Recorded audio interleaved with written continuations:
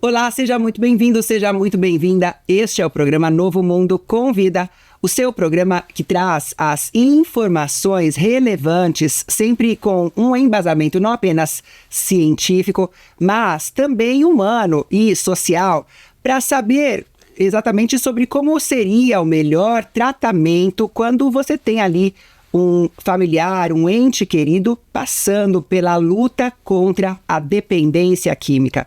O nosso foco aqui não é ficar falando exatamente da doença em si, embora é importante sim, é relevante, mas também trazer caminhos, uma perspectiva de sucesso para você que busca ajuda, para você que busca informação também com qualidade. É o que você encontra aqui no nosso programa Novo Mundo Convida, que vai ao ar todas as quintas-feiras às 5 horas da tarde, e reprises em diversos horários aqui durante a emissora. A programação está recheada de apresentações do Novo Mundo Convida e também te convidamos para o nosso canal no YouTube. Inscreva-se e ative as notificações. Esse é o programa Novo Mundo Convida que começa agora.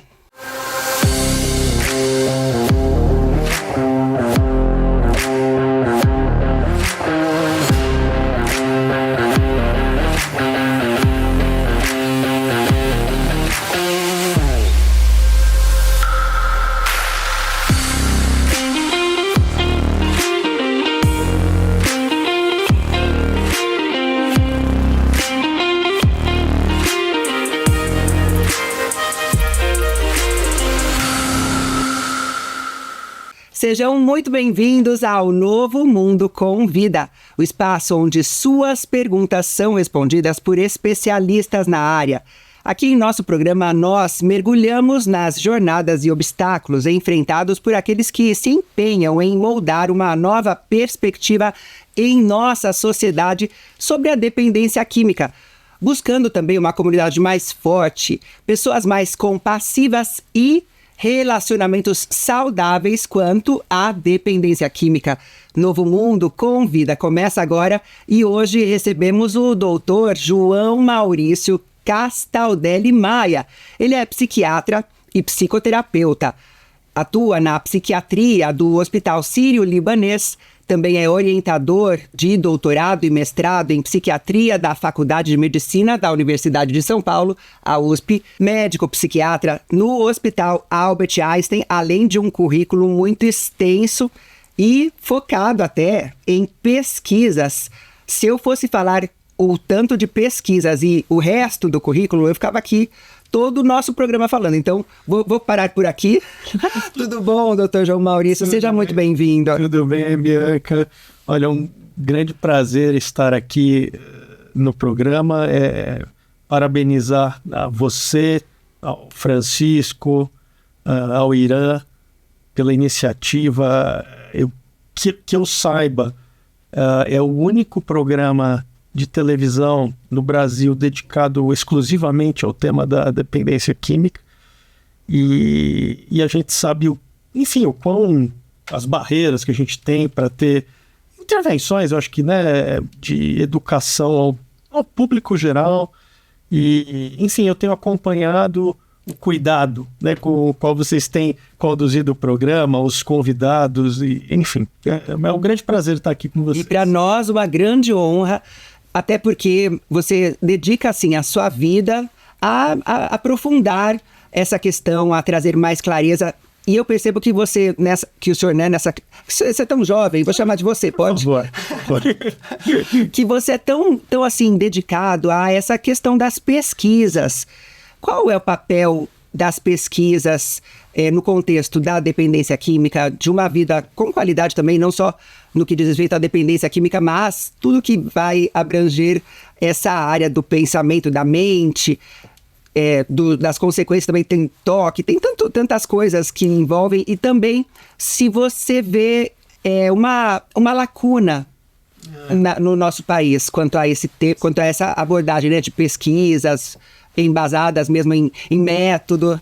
Então, Bianca, dentro da dependência química, a área de pesquisas, assim, ela é extremamente necessária, Por quê? Porque é um campo de baixo conhecimento científico se comparado a outras áreas da medicina e até mesmo da psicologia, né? Porque a gente tem uma interface, enfim, a dependência química não é uma área apenas né, das áreas de saúde, mas de áreas também sociais, jurídicas e tal, mas no campo do conhecimento de saúde, comparado com outras áreas da própria psiquiatria, da psicologia, a gente tem um baixo conhecimento. Então, assim, por exemplo, dos mecanismos etiológicos, então, dos processos que acontecem no cérebro do dependente químico. Então, a gente tem, sim, achados, né? Não é que a gente está totalmente no escuro, mas mas assim, ainda se tem muito a avançar, né, nesse campo. No campo do próprio reconhecimento epidemiológico, então da prevalência, ou seja, da frequência dos hábitos de consumo, das novas substâncias, então no campo da toxicologia, que a gente vem também tendo, enfim, uma série de desafios, porque a mudança das drogas é uma mudança muito rápida, né, que a gente tem cada vez mais novas substâncias no mercado, né? Vou colocar assim, né? Sim. No mercado informal. É verdade. E aí, um pouquinho mais adiante, a gente tem também a necessidade das pesquisas no tratamento, né? Do dependente, né? E que também a gente tem tratamentos mais ditos biológicos, né? Tipo medicações, com intervenções biológicas, mas também com as psicoterapias e abordagens psicossociais. E a verdade é que a gente ainda está, de certa maneira, engatinhando, né? Como o próprio Irã gosta de falar, e acho que ele tem bem razão nisso, a gente está engatinhando. E partindo para a segunda parte do que você colocou, né? No sentido da lacuna, né? Que a gente tem uma lacuna muito grande no Brasil, né? O Brasil é um país que, apesar de uma economia ser uma economia gigantesca, mas a dedicação à pesquisa, à produção de dados, ela é baixa, né? Em vários campos, né? E o campo das dependências não é uma exceção. Então a gente, enfim, por um exemplo, acho que talvez mais básico, importante, a gente não tem pesquisas seriadas sobre a prevalência do consumo de drogas no Brasil. A gente tem pesquisas esporádicas, né? Então, O que seria uma pesquisa seriada? Uma pesquisa seriada seria a gente ter uma série temporal sobre... Tipo 6 meses? Um ano? Talvez seja muito mais anual ou bianual, sobre a frequência de consumo das substâncias num país, numa determinada região. Então, nos países de alta renda, é comum a gente ter uma série temporal de pesquisas, né, anuais sobre o consumo de todas as substâncias. Nos países de média renda, como é o caso do Brasil, a gente esperaria que isso acontecesse pelo menos de 2 em 2 anos, 3 em 3 anos, de uma forma seriada, e não é o que, infelizmente, não é o que acontece, e até alguns países da própria América do Sul já conduzem pesquisas. Olha, é mesmo? Já. Tipo quais, assim? O Uruguai, o Chile, Olha, são países menores, mas que têm recursos menores também. Então, sim. Eu acho que a gente carece, assim, de como se fosse uma organização interna para entender o quão importante é isso. Porque se a gente não reconhece a frequência do problema, a gente não reconhece a dimensão desse problema. E levando nessa percepção que você tem, qual seria o fator? É uma falta de clareza? Essa iniciativa acabaria tendo até que ser dos próprios governantes, né, de destinar parte de recurso, né, das receitas para isso? Talvez sim, né, dos governos, né? Então, assim, e aí não é de um governo X ou Y. Claro. Seria um entendimento do tema. Sim. Como, né, da importância do tema e no sentido governos, né? Assim, Sim. Então, em todos esses países que eu falei para vocês, são governos que têm mudanças, né? Enfim, né? De governo. Sim. E tal, mas a importância, ela segue, né? Então, Sim. O monitoramento do uso de substâncias, ele é frequente e constante. Mas também, né? É importante lembrar, essa aí seria a área epidemiológica, né? Que é a área de reconhecimento. Importante também falar da necessidade de pesquisas nos outros campos. Então, no neurobiológico, então, no entendimento dos processos cerebrais que acompanham a dependência química, e também no tratamento, né? No tratamento, acho que talvez o que até a população geral até mais entenda como necessário, porque as opções, enfim, né, não são tantas, e a gente acho que vai falar disso em algum momento, mas é um campo também que a gente deveria ter mais dedicação de verbas e muito do governo, né? Acho que você falou do governo. O governo é o maior financiador das pesquisas ainda, né? Mas também tem o setor privado, né? Com seus universidades, hospitais, indústria farmacêutica. Sim. Então, tudo isso, acho que todas né, os setores, enfim, né, deveriam se dedicar mais no sentido de suporte. E até para que as pessoas, né, as pessoas que não trabalham com isso, as pessoas que somos nós, os leigos, que a gente pudesse entender o que acontece.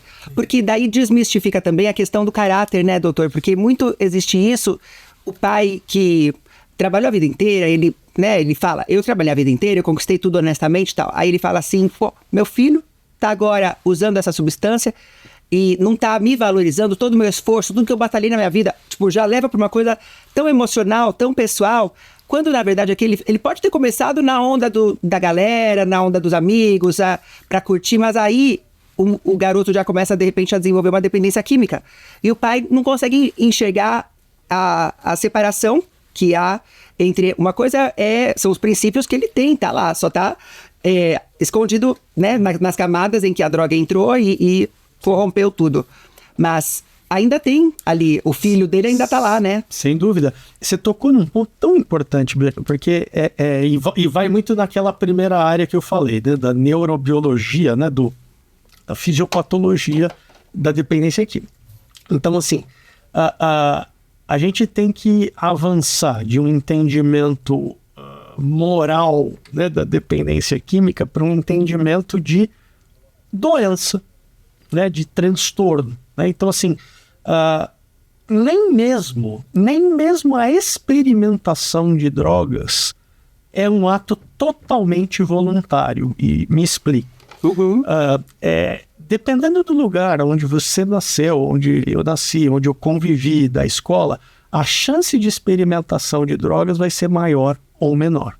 Puxa. Dito isso, a gente tem indivíduos que geneticamente têm uma maior propensão a experimentar situações, né? Novas, substâncias, impulsivos. Então a gente tem pessoas que já têm, do ponto de vista mais constitutivo, assim, né? Essa propensão. Então, assim, essa questão de determinar a própria experimentação de drogas como algo totalmente voluntário já é errado, né, de certa maneira. A partir do momento que a pessoa experimenta, para ela se tornar um dependente químico, a gente sabe que tem pessoas que têm uma maior ou menor chance de se transformar dependente. E isso depende também de características, muitas vezes, aí genéticas, né? Então, assim, tudo isso que eu estou te falando vai muito de encontro ao que você estava comentando, de que entender a dependência química como uma doença que afeta a pessoa e que parar, se controlar, não é algo fácil.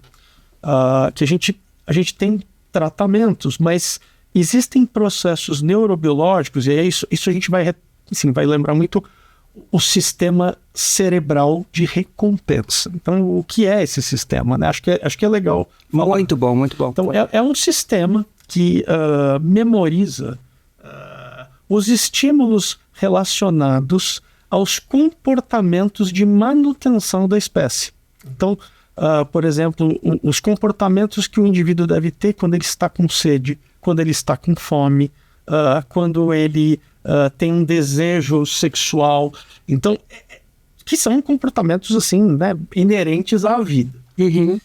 A substância, ela de certa maneira, ela faz uso desse sistema, mas ela começa a estimular esse sistema. Então, o indivíduo começa também a preconizar o uso de droga da mesma maneira que eu falei, né, de hábitos de alimentação, né, de sexo. Então, assim, a droga começa, de certa maneira, a competir, né, com esses outros hábitos, enfim, que são tão importantes para a manutenção da nossa vida.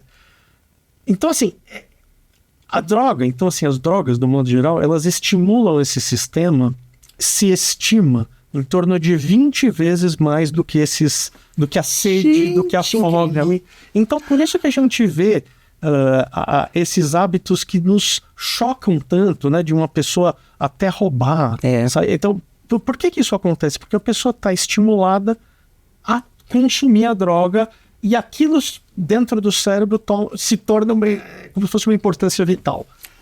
Fantástico, porque com esse olhar, eu já quero que você fique aí, não vá embora, porque eu tenho uma pergunta para ele responder no próximo bloco, porque me parece que é como assim, isso aqui é o ser humano é feito para recompensa. Quando a droga entra, ela altera esse sistema. A droga altera o que é o ser humano. Será que o doutor pode concordar ou dar um parecer quanto a isso? Será que essa ideia é muito doida? Não sai daí, que ele vai responder no próximo bloco. Esse é o programa Novo Mundo com Vida, hoje com o Dr. João Maurício. Não sai daí.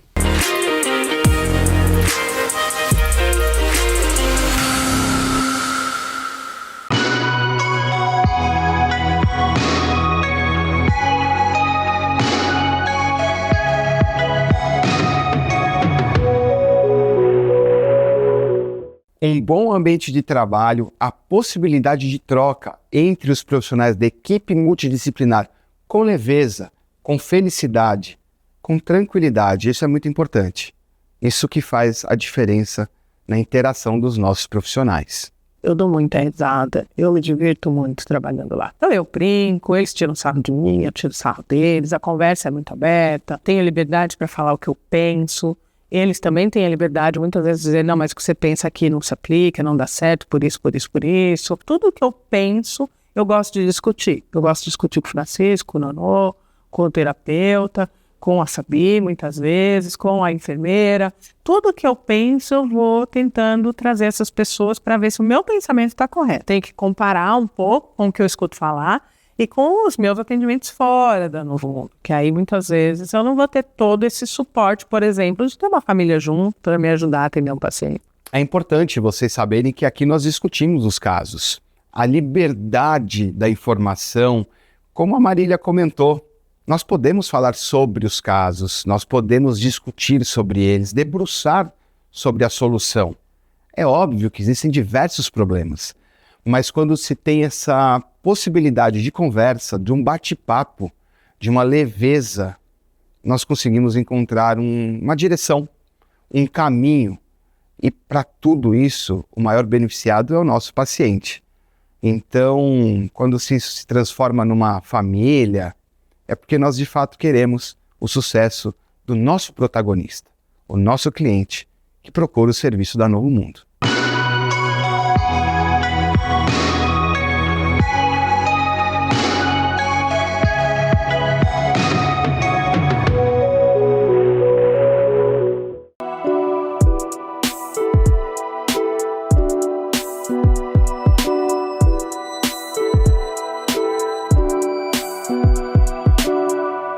Quando você acessa o site Como Onde Trata, na busca de locais da onde, poder internar, da onde poder decidir o melhor tratamento e o local mais adequado, entrando em buscar locais, do lado direito você vai encontrar filtro inteligente. E tem várias opções, desde modelo de tratamento, que tipo de hotelaria que você prefere, se é quarto individual, duplo, a abordagem que você procura, faixa de preço, Tudo isso vai facilitar na sua escolha adequada dentro do seu padrão, dentro daquilo que foi destinado para cuidar e tratar de uma pessoa que você ama muito, que é o seu parente que precisa de ajuda para a recuperação.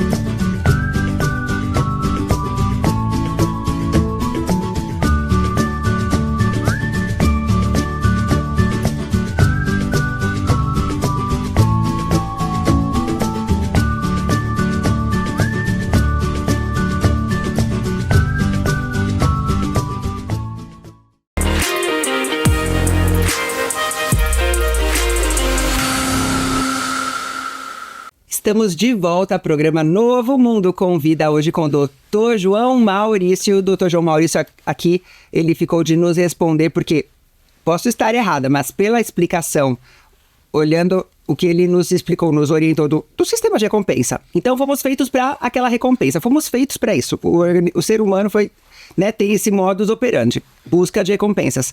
Aí entra a droga, e que é até 20 vezes mais potente naquele sistema ali, ela começa a roubar puxar para si a recompensa que não chega, né?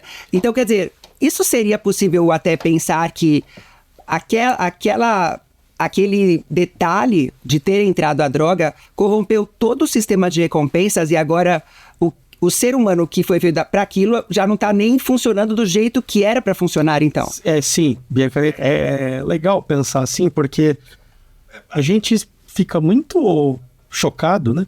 Sim. A gente vê uma pessoa, por exemplo, em situações de cena de uso, né, abertas, que a gente conhece aqui em São Paulo bastante, né, a famosa Cracolândia, vê a pessoa não se alimentando, abandonou a família, super emagrecida, então, assim. Então, assim, é bem possível dizer que o sistema está, de certa maneira, sequestrado, porque no momento que ele assim, né, percebe que existe algo, né, que dá uma recompensa 20 vezes maior, aí a única, talvez, correção na tua fala é porque a recompensa vem, né, a droga, então, assim, quando a pessoa usa, ela tem a boa sensação, ela tem a recompensa, mas ela é fugaz, né, e ela vem com todos os outros comemorativos, né, de perder, assim, né, as buscas, então, que a gente tem, da pessoa, assim, a substância virar o principal da vida da pessoa, ela usar apesar de problemas físicos ou psíquicos, ela ter problemas legais, ela abandonar trabalho, família e tudo isso. Então, tudo isso vem acontecendo na que a gente chama de síndrome da dependência. Mas é bom notar, é um processo cerebral, é um processo que a gente tem que entender de uma forma neurobiológica e abordar, né, com todos os comemorativos psicossociais que envolvem o processo. Então, isso está muito diferente daquela visão moral que você mesmo falou, da dependência química. Isso aí é falta de vergonha na cara? Não é falta de vergonha na cara, né? Desde a experimentação, não é falta de vergonha na cara. Algumas pessoas são mais propensas, outras menos, e aí, obviamente, que... Enfim, o ambiente também, né? Os ambientes. O que tem, de uma certa forma, uma relação com a epigenética, e daí volta para as pesquisas. Queria, então, que você falasse um pouquinho do GREA, que é um grupo de estudos, né, que ficava no Hospital das Clínicas, agora ganhou um novo espaço, você tem conduzido diversas pesquisas. Parabéns, que legal. Fala pra gente sobre isso. Então, o GREA, ele, por mais de 30 anos, salvo engano, né, ele ficou dentro do Instituto de Psiquiatria, né, do Hospital das Clínicas, né, da Faculdade de Medicina da USP, na Dr. Arnaldo, maior complexo hospitalar da América Latina. E hoje ele continua no HC, só que a gente se destacou geograficamente para um bairro próximo. Quem é aqui da cidade conhece, mas quem não é um bairro de Perdizes, que fica, sei lá, 5 minutos de transporte do lado da área do Dr. Arnaldo. E foi fundado um instituto, que é o Instituto Perdizes. Esse instituto, Bianca, é um instituto que ele foi desenvolvido, né, predominantemente para abordar as dependências químicas. Né? Ele teve suporte, né, aporte financeiro do governo federal, especialmente do governo, né, estadual, durante, né, é uma estrutura, né, de saúde pública do estado de São Paulo. E a gente vai ter ali, quando ele estiver em plena operação, 80 leitos lá de internação. A gente vai ter uma estrutura de hospital-dia grande e também um ambulatório que vai atender milhares de pessoas, eu posso dizer. Já está atendendo centenas.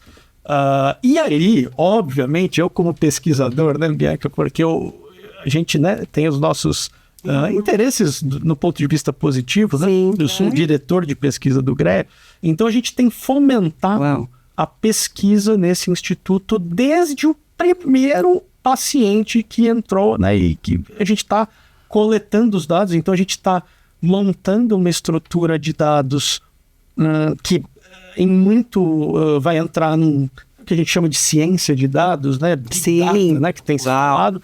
Então a gente tem, de um paciente, a gente tem informações das mais variadas domínios que você imaginar. Então, desde questões da dependência química no sentido mais de delinear a dependência, o nível de dependência, o tipo de dependência química, mas também questões de a situação social daquele paciente, a situação familiar, né, no sentido de inserção, outras questões médicas, porque os dependentes ele também têm muitos problemas no sentido de comorbidades clínicas, e por aí vai. Então, e além disso, a taxa de recuperação, são tantas coisas que as pessoas têm curiosidade de saber. E vai lá, aí vê informações, mas muitas vezes parecem informações que a pessoa lê e acredita.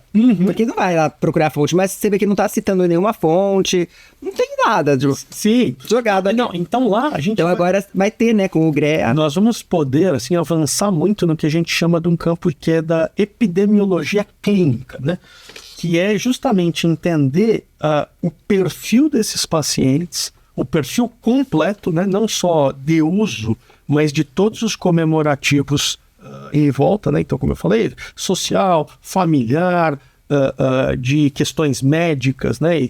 Enfim, né? E comorbidades psiquiátricas também que se apresentam, e o quanto que esse perfil impacta no desfecho dos tratamentos, o quanto que cada paciente, né? Que cada paciente deve ser tratado também, porque um dos problemas que a gente tem, que a gente vive no Brasil e em outros países, é que muitas vezes os dependentes são tratados todos de uma mesma maneira. E isso não dá certo, né? A gente sabe por várias pesquisas já realizadas nos Estados Unidos e na Holanda especialmente, que a gente tem que ter o que eles chamam de match, né? Então, que é um tipo diferenciado de tratamento para cada grupo, né, de pacientes. Então, talvez a singularidade ela é importante, cada pessoa tem a sua trajetória, mas a gente tem tipos de tratamento, então a gente tem as que a gente chama de tipologias, né, que vários pesquisadores já vêm, né, trabalhando em cima disso há algum tempo, e que cada tratamento, cada tipo de terapia, cada tipo de medicação, cada tipo de abordagem multidisciplinar se encaixaria melhor. E aí isso, obviamente, vai trazer o foco para as pesquisas que a gente vem realizando lá no Instituto Perdizes, né, que é uma Tudo perdido. então, a gente vem realizando ensaios clínicos, né, com É um medicações. pioneiro, né? Eu nunca ouvi falar assim de um lugar desse. A gente vem esses ensaios, então a gente tem desde o teste de medicações antigas e que não estavam sendo testadas para dependência química, até novas medicações que estão aí, digamos assim, sendo testadas até em países desenvolvidos. A gente tem também o teste de psicoterapias, de abordagens psicossociais. E aí começa a ter uma visão de gráficos, né? Sim. Aí até tal período, daqui a 3 semanas, a média, e essas coisas que são importantes para a pessoa ter um pouquinho mais de segurança de quanto que vai durar esse meu desconforto absurdo, exemplo, né? A pessoa na fase de abstinência.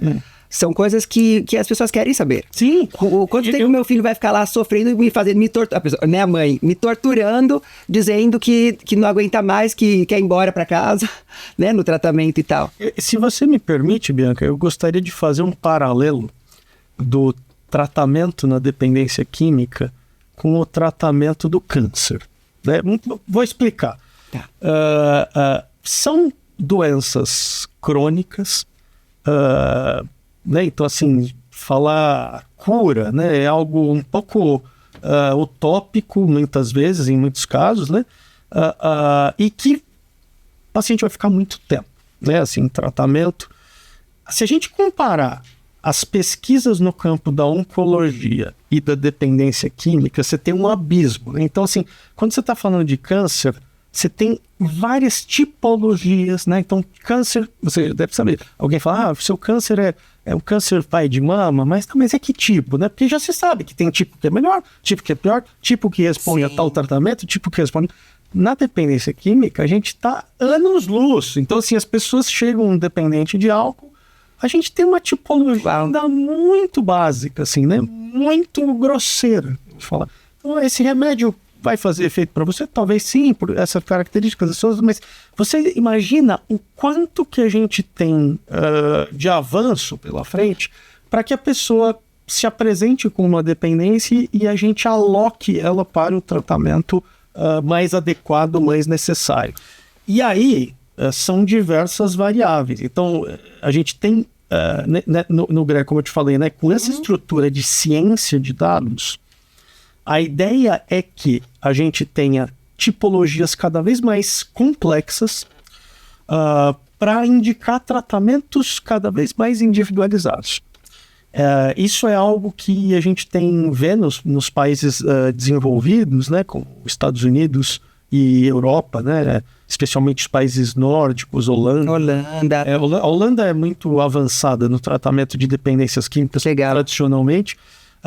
E a gente vem tentando avançar aqui porque, obviamente, que o nosso paciente no Brasil, nos países de média renda, ele é diferente também. Ele não é...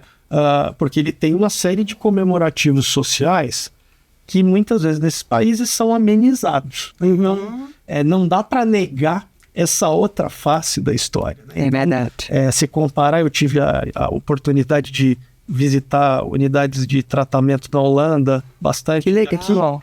E você entra num CAPS aqui no Brasil e entra numa estrutura tipo CAPS, né, na Holanda, você vai ver várias diferenças. Primeiro você vai ver o tipo de paciente, então a situação social daqueles pacientes, o nível de suporte, né, que os pacientes têm, o tipo de substância, né, que a gente tem lá um foco muito grande em opioides, por exemplo. Aqui o crack, né, talvez seja a que mais, apesar de não ser a mais prevalente, mas a que mais degrada, né, de certa maneira. Então, assim, é isso que eu quero só pontuar isso. Claro. As pesquisas realizadas no exterior, elas não podem somente ser importadas para o Brasil. É óbvio que a gente se baseia, que a gente... Isso já que não tem, né, também. Exatamente. Então, agora com o GREA vai ter. Vai ter. Agora a gente leva um tempo, né, doutor? Sem dúvida. Vai levar um tempo. Então, hoje, assim, por exemplo, quais os requisitos para alguém entrar nesse programa e falar assim, GREA, pode me usar, pode me estudar, eu quero fazer parte. Então, o GREA, né, o Instituto Perdizes, ele se insere dentro da rede de atendimento pública estadual, né? Então, assim, todos têm direito, né? Então, assim, a gente usa um sistema que é o sistema CROSS, né? Então, assim, é o sistema de vagas, né? Então, assim, é amplamente democrático nesse sentido, e isso nos orgulha muito, tal como, né, por exemplo, lá no ICESP, lá na área do câncer, também a gente tem essa situação, né? Então, para fazer o paralelo, né? Então, é bem democrático. E, além disso, a gente tem pesquisas específicas, né, que acontecem. Então, por exemplo, uma pesquisa em andamento, lá, pesquisa de tratamento com uma medicação para dependentes de cocaína. Então, essas pesquisas, elas vão sendo postadas, né, no site do CREA, e falando, olha, se você tem, né, entre tantos e tantos anos, tal dependência, né, vem aqui para fazer a entrevista. E, obviamente, que para a gente isso é muito interessante quando as pessoas se encaixam naquele perfil daquela pesquisa, que é um perfil bem amplo também, não é? A gente tenta trazer os dependentes de cocaína para essa pesquisa lá, ou crack, né? Então, a ideia é essa. Ou através do CROSS, que quem indica para o CROSS? As unidades básicas de saúde, os CAPs de, né, todo o estado, mas também ficar ligado no site do GREA, né, que está dentro do guarda-chuva do Hospital das Clínicas, para as pesquisas que estão acontecendo, que obviamente que vai ser um grande prazer se alguém puder, enfim, vir e quiser participar. E são pesquisas né, é bom falar isso, né, que são pesquisas de risco baixo a moderado. Então, a gente nesse momento não tem nenhuma pesquisa de risco alto acontecendo no Instituto.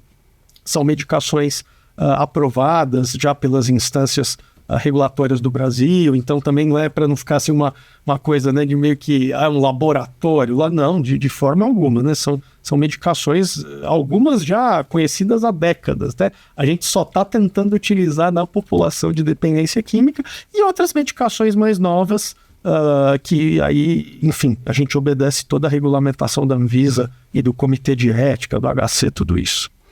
Dr. João Maurício Castaldelli aqui conosco no programa Novo Mundo Convida.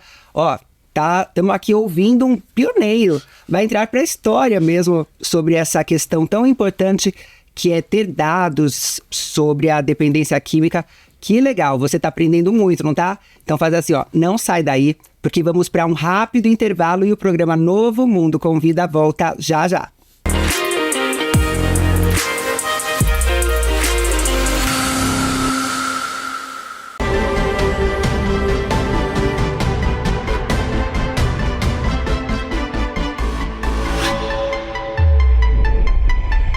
A depender do momento que aquela pessoa está passando, cada modelo de tratamento se ajusta à sua necessidade. No caso de ajuste de rota no tratamento, o que é comum na área de dependência química, porque a gente tem oscilação sempre. Se eu preciso de uma intervenção mais emergencial, risco de vida, eu preciso de um ato médico, uma internação. Então eu sei onde direcionar aquele paciente, quais que são as empresas aptas àquele atendimento. Se eu tenho um tratamento mais voluntário, opcional, de acompanhamento, eu tenho as comunidades terapêuticas também que exercem essa função e que são muito importantes na área de dependência química. Elas são marginalizadas hoje, mas elas são muito importantes na área de dependência química. Aqui é importante tratar e distinguir esses dois tipos de internação, tanto a involuntária quanto a compulsória. É uma pergunta que sempre surge também. Doutor, eu posso fazer internação compulsória em comunidade terapêutica? Não pode, porque ela também é considerada como uma internação involuntária. A compulsória é aquela internação que o Estado determina, ela vem através do judiciário.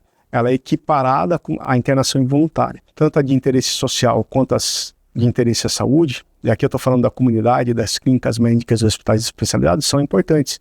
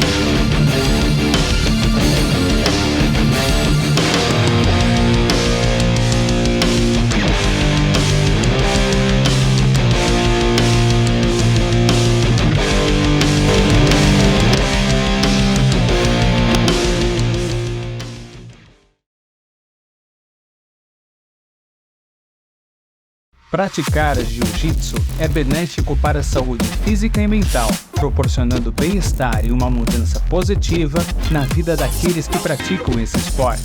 Localizado em Alphaville com fácil acesso, contamos com diversas turmas para você cuidar da sua saúde. Junte-se a nós e venha fazer uma aula experimental totalmente gratuita. Alpha Team Demian Maia Jiu-Jitsu Alphaville, a sua qualidade de vida começa aqui.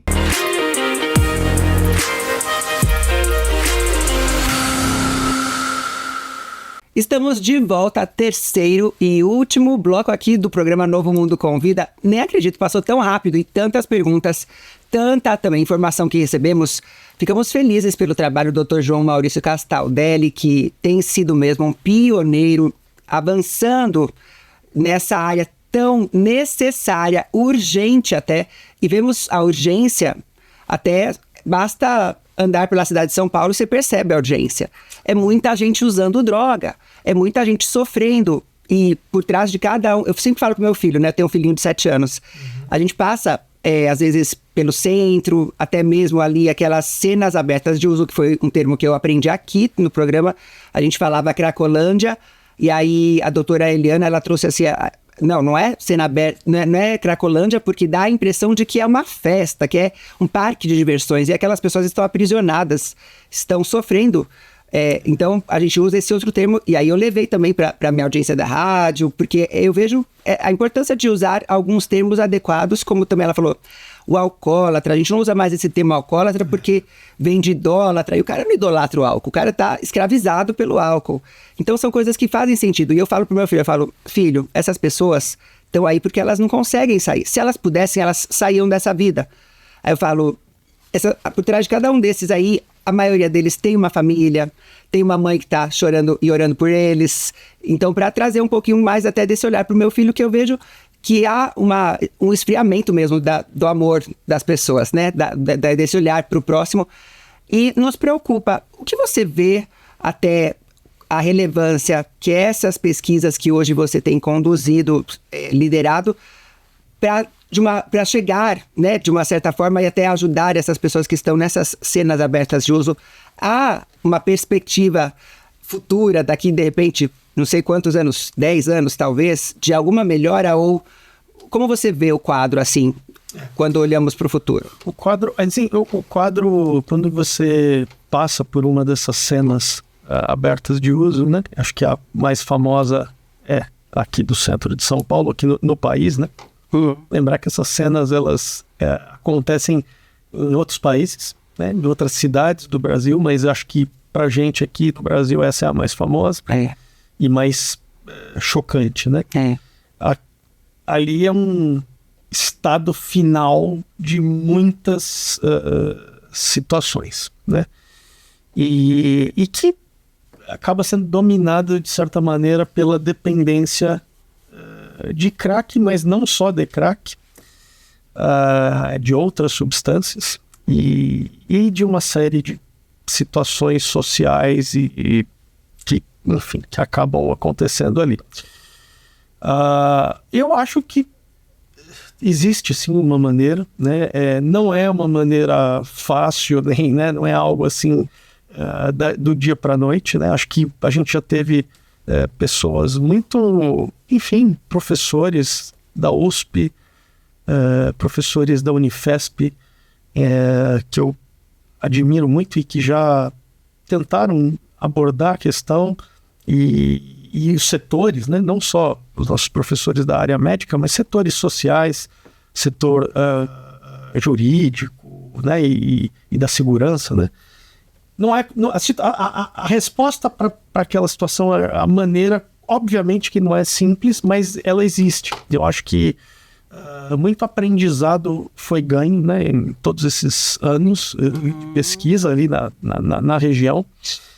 Então, assim, você poder ofertar o tratamento para aquelas pessoas constantemente, né, com táticas variadas, como, por exemplo, o consultório de rua, né, que muitas pessoas trabalham, com enfim, oferecendo ali, muitas vezes, questões básicas, né, de higiene, alimentação, tudo isso tentando trazer aquelas pessoas para uma vida um pouco mais digna e ofertando que o tratamento existe se elas querem, enfim, se tratar de alguma maneira.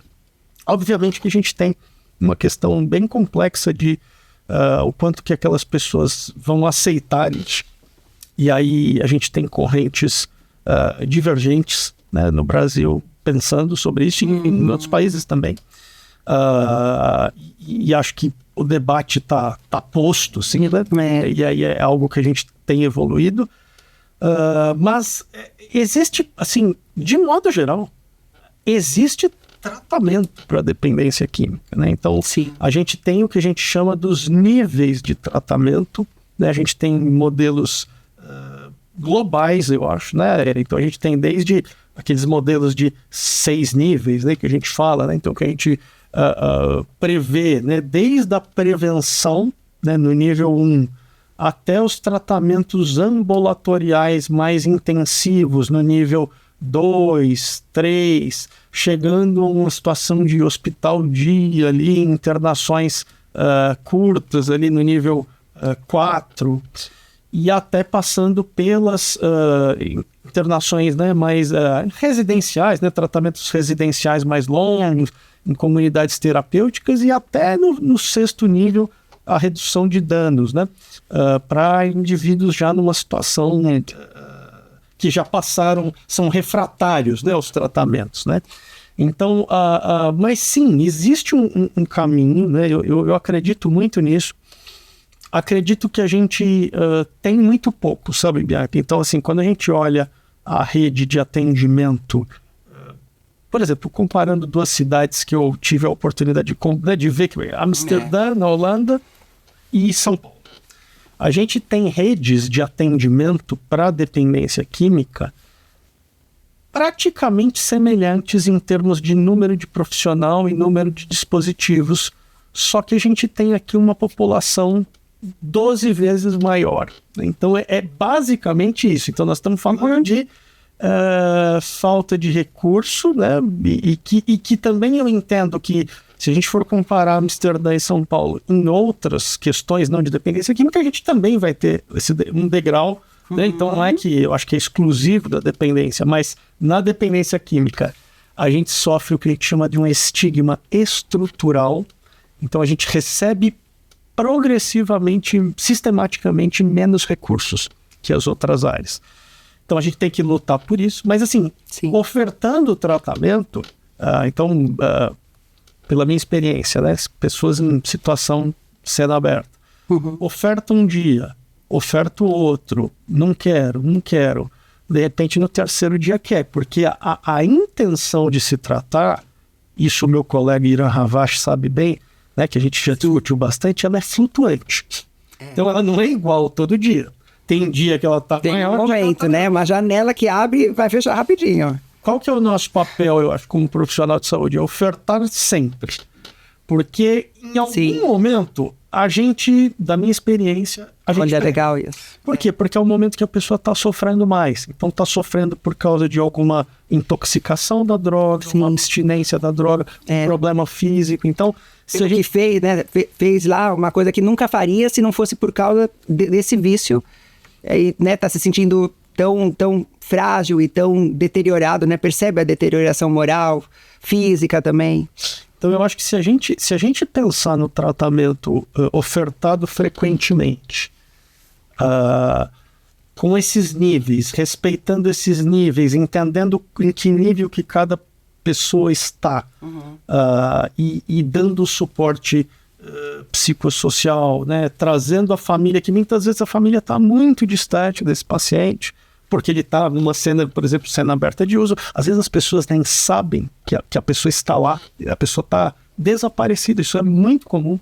Estão aproximando a família. Às vezes as pessoas que estão aqui, a gente fala muito isso, na cena aberta aqui, são pessoas de outro lugar, né, que já migraram e vice-versa, né, as pessoas daqui estão em outro estado, né. Então aproximar a família, né, trazer o asseio, né, mais básico, né, a condição de saúde mais básica, eu acho que isso facilita muito e acaba, de certa maneira, abrindo uma porta, né, para esse dependente.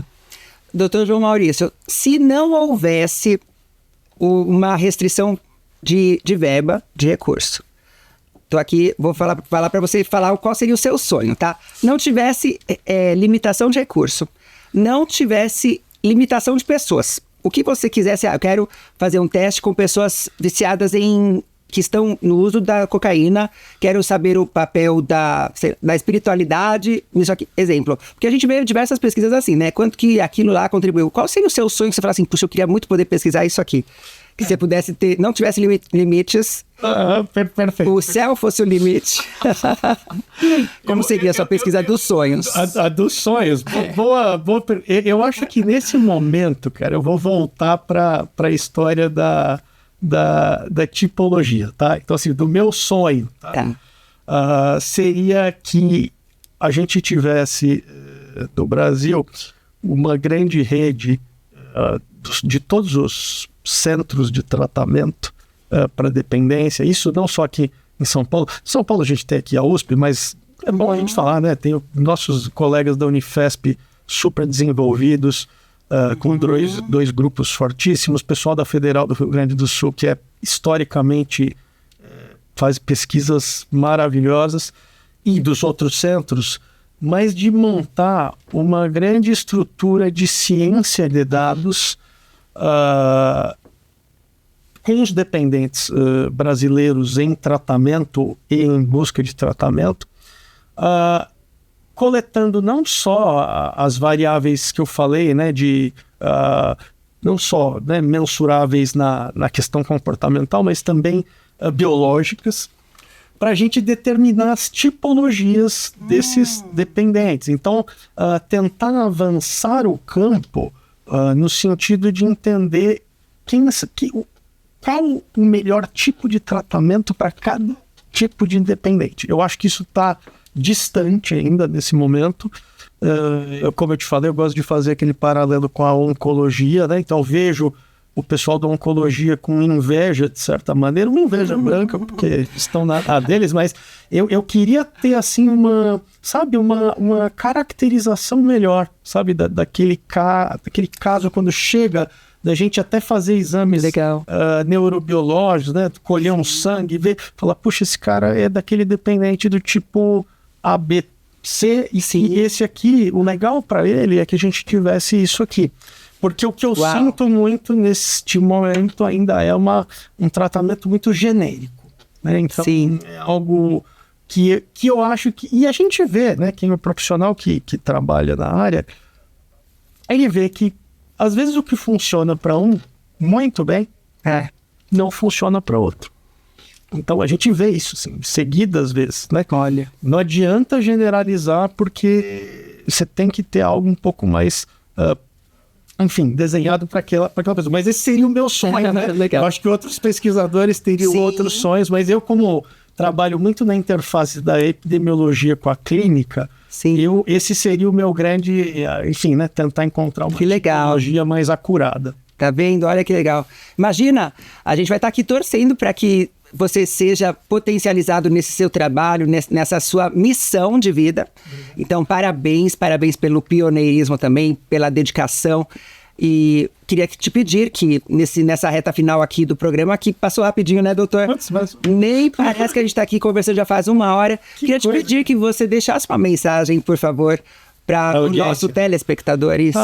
Olha, eu queria deixar como mensagem que acho que nós, da área de pesquisa, né, vou falar assim, nós temos trabalhado incessantemente, assim, né, todos os dias, né, que a gente acorda, né, Bianca, para tentar avançar esse campo.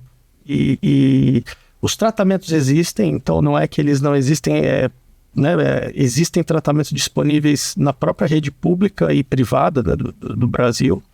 E eu acredito muito que seguir esse tratamento que a gente já tem acarreta uma carga de sucesso muito grande, mas eu queria que vocês soubessem que eu e muitos outros brasileiros, né, acordamos todos os dias e pensamos em como avançar, e vamos dormir pensando em como avançar o campo, e nos falamos e debatemos e temos opiniões às vezes diferentes, mas podem ter certeza que, enfim, existe acho que uma força muito grande, como eu falei, nos centros, né, dos diferentes centros do Brasil. Eu citei 3 deles, mas não são os únicos, e que a gente vai ter novidades muito em breve para colocar já em prática, eu acho. Que bom. É bom, né? É bom saber disso. Vamos estar aqui na torcida, e qualquer novidade, Dr. João Maurício, ficaríamos muito felizes em recebê-lo novamente para mais um bate-papo. Parabéns mais uma vez pelo teu trabalho. Estamos aqui na torcida, e que venham as novidades nesse campo tão necessário que trata, né, da família. A essência mesmo de tudo isso que a gente sabe aqui da nossa audiência, as pessoas que nos assistem, são famílias, são mães, são pais, até filhos, às vezes, buscando ajuda para o pai, para a mãe. É a família que está nos acompanhando, sabe? Então, muito obrigada por participar. Uma honra tê-lo aqui. A você também, o meu muito obrigado em nome de todo o pessoal aqui do programa Novo Mundo Convida. Super beijo no seu coração. Se cuida. A gente se encontra no próximo programa. Vai ao ar sempre quinta-feira, às quintas-feiras, com diversas reprises durante toda a programação. Também o canal no YouTube. Você segue aqui, ó. Tá aparecendo para você. Segue, se inscreve. Acompanhe. Beijo, fica com Deus. Tchau, tchau.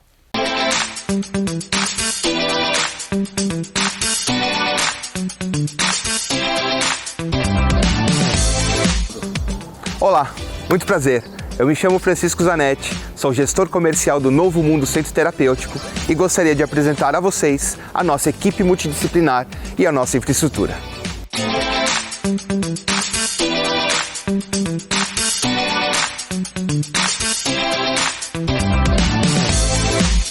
Eu sou Ana Lisboa, Master Coach de Vida e Carreira, consultora de RH e especialista em empregabilidade. Eu estou aqui para falar do Novo Mundo Centro Terapêutico. Aqui eu componho a equipe ajudando os nossos clientes a integrar a vida profissional à vida pessoal. Olá, eu sou a Arnandra Bill, enfermeira pós-graduada em saúde mental e trabalho no Novo Mundo Centro Terapêutico. Meu nome é Marília Alckmin e eu sou psicóloga pós-graduada em dependência química.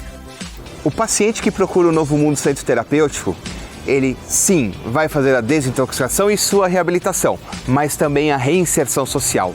Seu home office, atividades externas acompanhados por profissional qualificado e especializado. Olá, sou Daiana Camargo, professora do Estúdio Priscila Gonçalves, parceria com o Novo Mundo Centro Terapêutico. Sou Fabiana Roldan, trabalho no Novo Mundo Centro Terapêutico, desenvolvo o papel de concierge, atendendo todas as demandas dos nossos pacientes e familiares. Meu nome é Claudiano Pelisson, sou diretor-geral aqui do Novo Mundo Centro Terapêutico e nós desenvolvemos e aplicamos uma metodologia inovadora e exclusiva. Nós temos como base os princípios da individualidade e da interação social. Nós não acreditamos que o isolamento social seja produtivo para o tratamento. Meu nome é Frederico de Martins Silva, sou psiquiatra, integrante da equipe multidisciplinar do Novo Mundo Centro Terapêutico. Meu trabalho é acolher os pacientes prejudicados pelo uso abusivo de substâncias e apresentar meios e formas para o desenvolvimento pessoal e sua reabilitação. Eu sou a Graciela Fraga, nutricionista, pós-graduada em Nutrição Clínica Funcional e componho o quadro multidisciplinar da Novo Mundo Centro Terapêutico. Agora você já conhece o Novo Mundo Centro Terapêutico. Um novo conceito em tratamento, uma nova maneira de viver, mais tecnológico, com uma visão diferente do mundo.